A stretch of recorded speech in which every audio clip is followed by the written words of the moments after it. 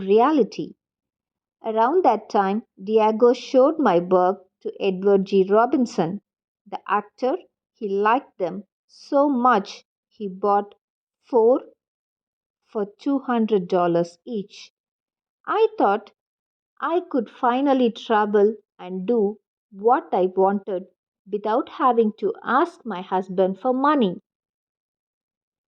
Julian Levy invited me to do a show in his New York gallery, so I went back, this time without Diego. I began to live my own life and to be recognized for my work, out from under my husband's shadow.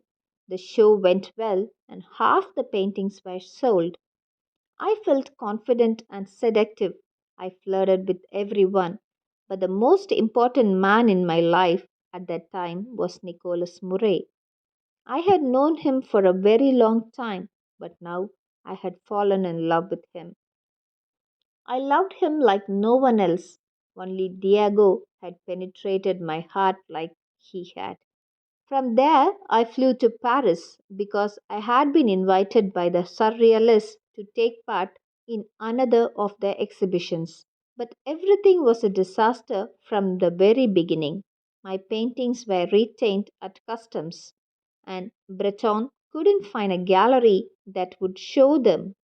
Finally, Marcel Duchamp, with whom I had been staying all that time, organized everything so my work could be exhibited at the Renault Escola Gallery.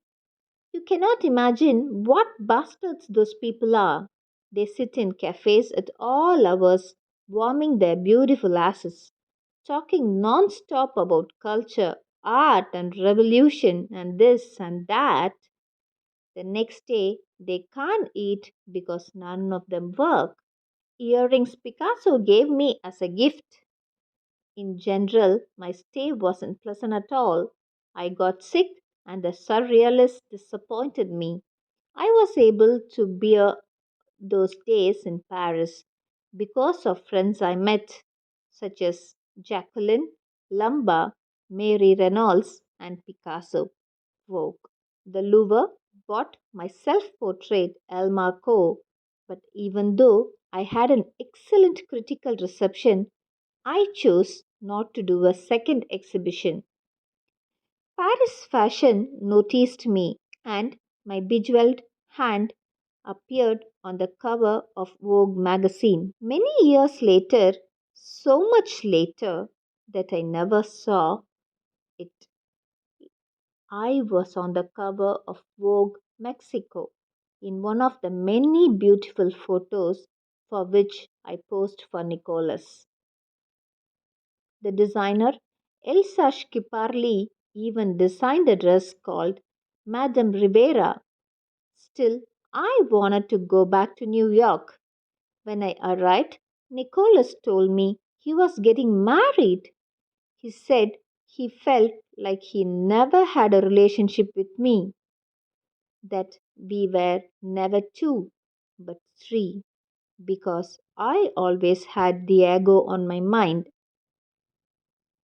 At least he continued to be my friend. I understood.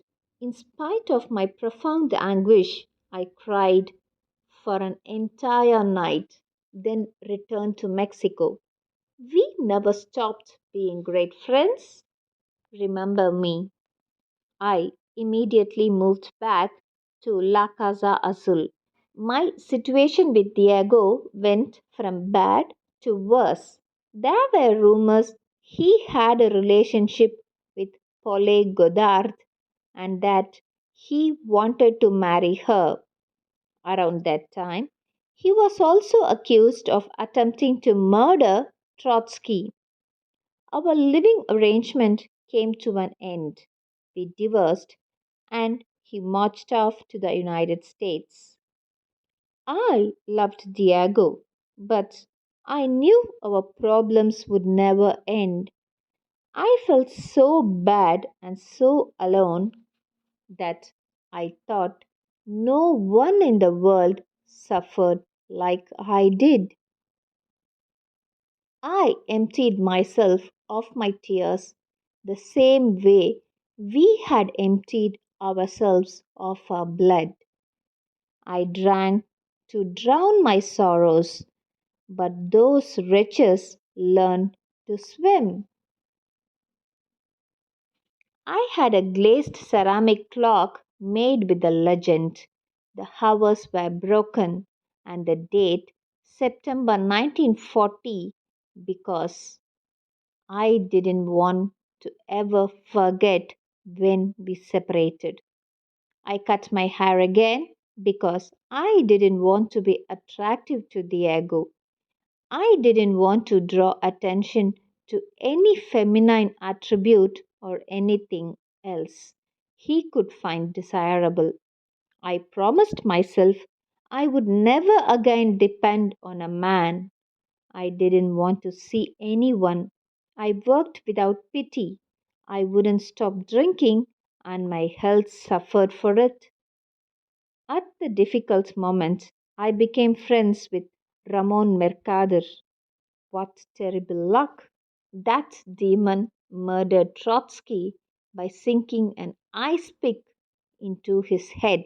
This time the suspicions fell on me. My sister Christina and I were jailed for 2 days, crying the whole time until they confirmed we were innocent.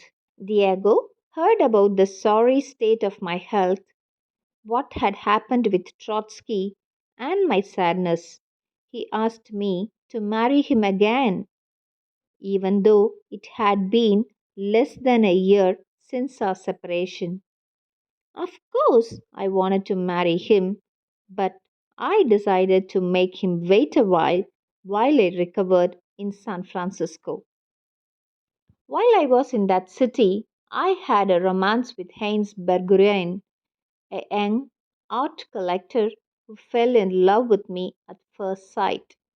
He came to the hospital to see me every day. As soon as I was better, I moved to New York to spend time with my friends. Haynes went everywhere with me. He didn't hide me. On the one hand, I wanted to go back with Diego. On the other, I enjoyed having fun and living my own life. I finally went back to Mexico, and on December 8th, on his 54th birthday, I married my Diego again. For the occasion, I had the same glassed ceramic clock made with the same legend. The hours were broken, but with a new date, December 1940. We moved back to La Casa Azul, each of us in our own room. I had one condition: I wouldn't have sex with him anymore in order to avoid suffering when he went off with other women. Though we didn't always adhere to this rule, I lived there happily with my nieces and nephews, my animals, and the people I loved. Our marriage was working well. We laughed a lot. I was more understanding and didn't hound him so much about the other woman who frequently took up an important part of his heart. I finally learned life was better that way, and the rest was just nonsense. I began to live life to the fullest. I wasn't obsessed with having children anymore. I liked to get dressed up and see the effect it had on people around me. I began to write an autobiography, a diary which in the end became a space of solace. Who would have thought that stains are alive and help us live?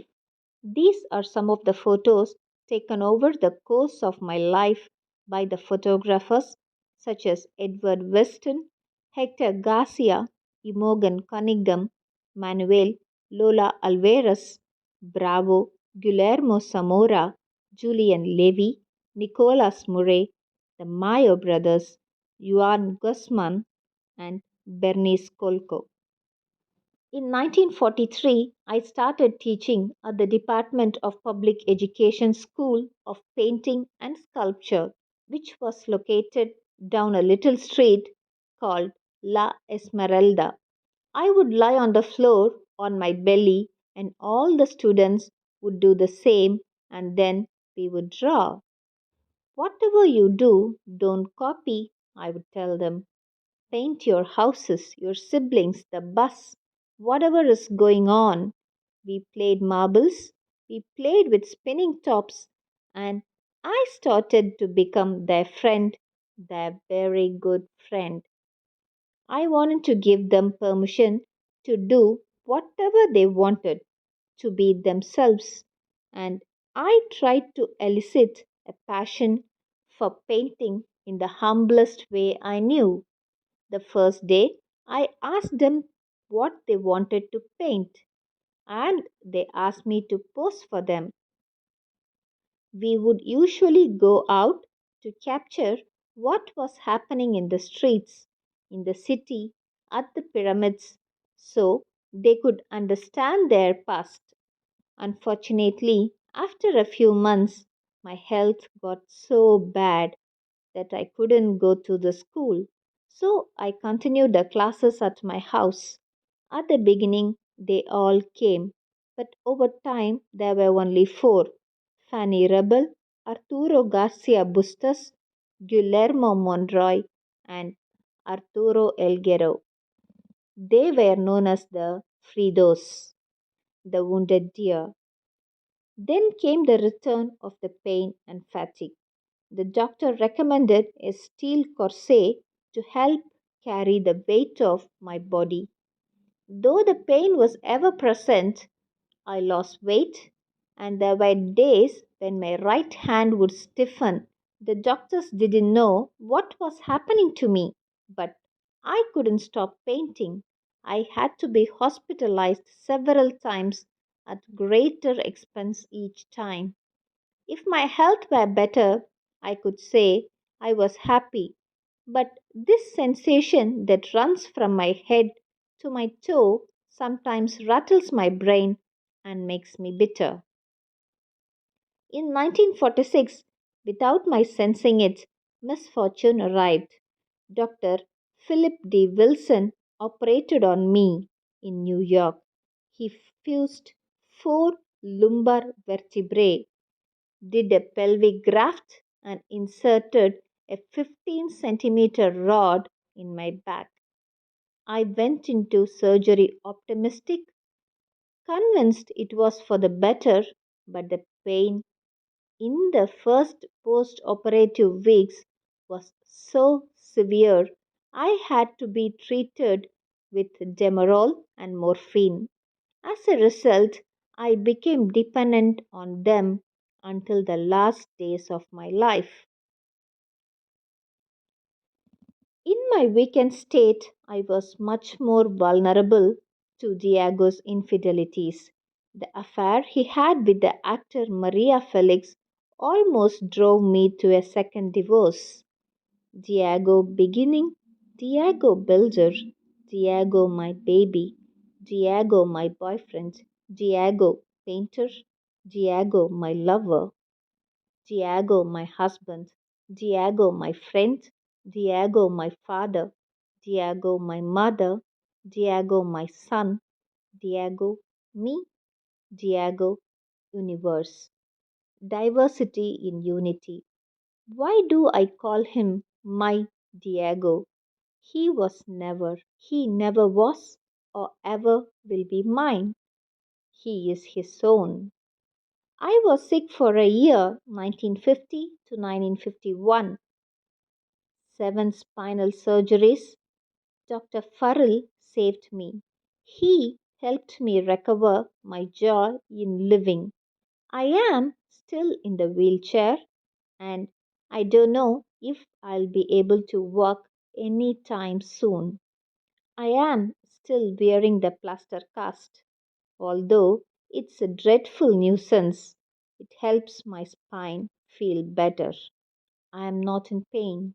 What I feel is fatigue, and as might be expected, sometimes desperation, a desperation for which there are no words.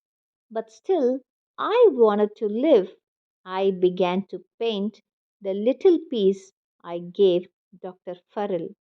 which I painted with so much love for him, the dream. But the reprieve was temporary, and the pain returned. I barely left the house. Instead, my friends would come see me. I continued painting, but I stopped making self portraits and started doing still lifes. I think my work changed because of a combination of brandy, tequila, cognac, and analgesics. Or maybe it just happened. There were days when I got my strength back, but for the most part, I would sink into a dark place filled with monsters.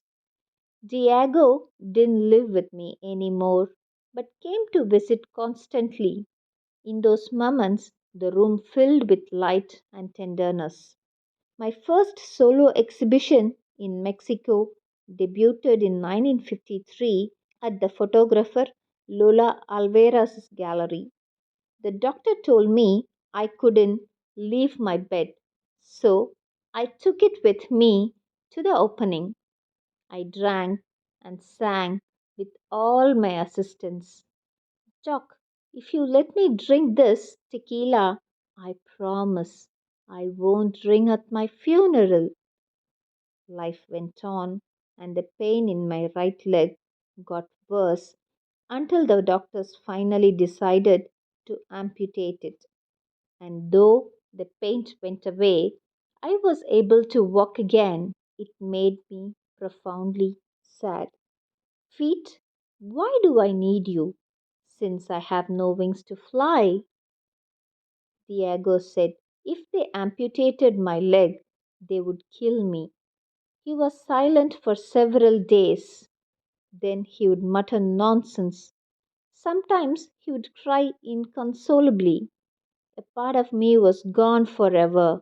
I was losing the will to live that had filled everything before. I am sorry that soon I will leave you. Pain doesn't take permanent residence, and death talked to me in dreams to try to calm me. On July 6th, I celebrated my birthday singing and laughing. I wanted to be remembered the way I had always loved to live. On July 13, Dr. Navarro y Montoya came to take blood to control my anemia, but all that was left on the bed was the body that had turned into a prison for me. Some say I had pulmonary embolism. Others say that after a fall in the bathroom, I hurt my amputated leg and took more analgesics than I should have. I hope the exit is joyous, and I hope to never come back. Interception of her work, a chronology. 1929 Self Portrait in Velvet Suit. A painting she gave to Alejandro Gomez Arias as a gift. On the back, there is an inscription that reads, now it's forever, she told him. The sea in the background was a symbol of life, my life. 1931, Frida and Diego Rivera. She painted it 2 years after her wedding. Frida's feet barely touch the ground, as if she is floating. Inscription, here we are, me, Frida Kahlo, and my beloved husband, Diego Rivera. I painted these portraits in the beautiful city of San Francisco, California, for our friend Mr. Albert Bender. This was during the month of April in the year 1931. 1932, Henry Ford Hospital. She painted this after suffering a miscarriage at Henry Ford Hospital. In the draft, before the painting, the fetus is absent. 1932, my birth. A little after her miscarriage, her mother died. Right then, she began to make paintings based on Mexican motifs. In this painting, the place for the inscription is left blank. 1932 self portrait standing at the border between the United States and Mexico. Inscription: Carmen Rivera painted her self portrait in 1932. Her given name was Magdalena Carmen Frida. 1935 Just a few little cuts. This painting was inspired by a newspaper article, but it also symbolizes the betrayal by Diego Rivera and his sister Cristina. 1936 My grandparents, my parents, and me. First family portrait. Her parents appear as they do in their wedding photo. There are theories about the fetus. Some say it's Frida herself, others say it could be her sister Matilda, with whom her mother was already pregnant when she got married. 1937 Memory. At a show she had at Julian's Levy in New York, she titled it Heart. 1937 self portrait dedicated to Leon Trotsky. A birthday gift for Leon Trotsky. Inscription: For Leon Trotsky, I dedicate this painting with all my love.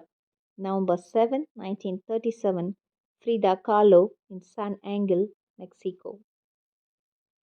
1938, the little girl already has her skull mask. There is another version of this painting currently missing. 1939, What the Water Gave Me. This is what she described to her friend Julian Levy.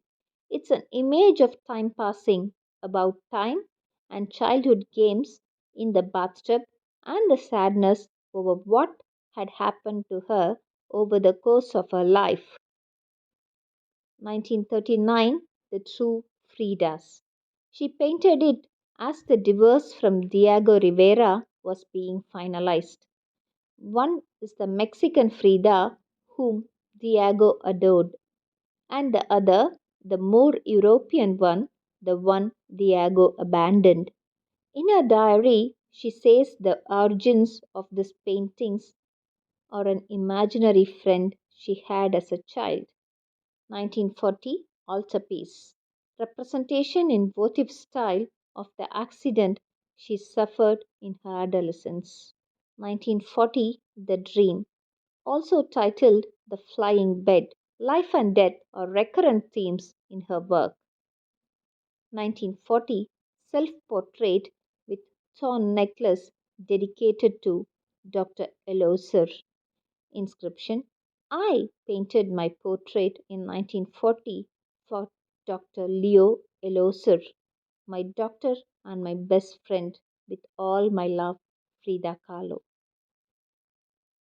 1944 Broken Spine. The Fridos say that in the original piece she was completely naked. In the end, she covered her pubis because she didn't want to distract from the point about pain that she wanted to make. 1946 The Little Deer. She gave this painting to Lena and Arkady Beutler along with this poem. Here is my portrait, so you will have me present every day and every night. I am not with you.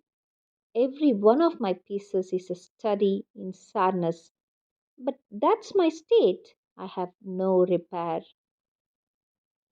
The little lonesome deer was sad and wounded until she found warmth with Arkady and Lena and felt included. Reinterpreting her work. 1939 Dorothy Hall's Suicide. This illustration is based on that painting. The original features Dorothy Hall and behind her the building from which she jumped. 1946 Tree of Hope. In the original, she is sitting in front of the stretcher holding the corset. She painted it for the engineer Eduardo Murillo Safa. In her description of it in a letter to him, There is a runaway skeleton as a symbol of life triumphing over death. Later, she eliminated it. 1954, Viva la Vida, Watermelons. This is said to be the last piece she painted. It is true that at the end of her life, she painted many still lifes. Her subject matter may have changed because of her dependence on morphine and Demerol, though there is no way to prove this was the reason for the change.